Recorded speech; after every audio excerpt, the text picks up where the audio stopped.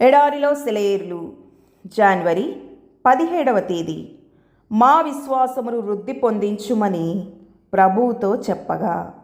లూకాసు వార్త 17వ అధ్యాయము 5వ వచనం.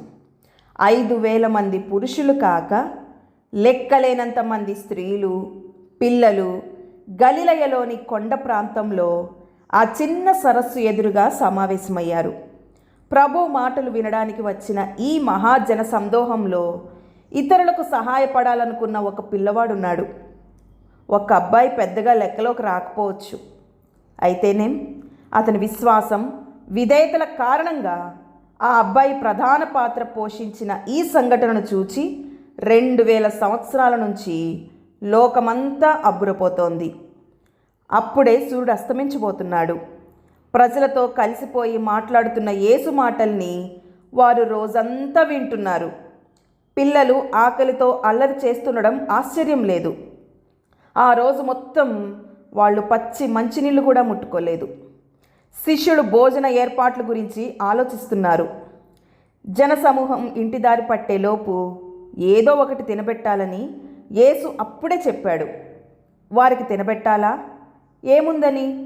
ఆహారం తెప్పించగలిగే ప్రదేశం దగ్గరలో ఏదీ లేదు.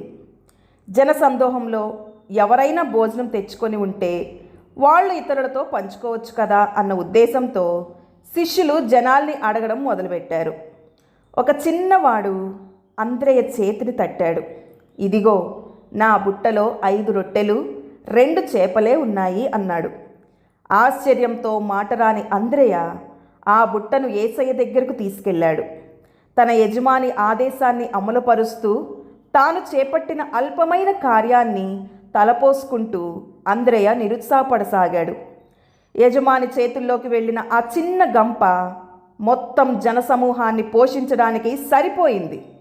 అందరూ తిన్న తర్వాత మిగిలిన వాటిని పోగు చేస్తే ఇంకా 12 గంపలున్నాయి.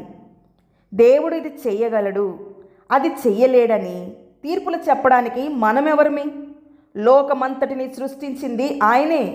అందులో ఉన్న సమస్తాన్ని చేసింది ఆయనే. ప్రకృతి నియమాలను ఏర్పరిచింది ఆయనే.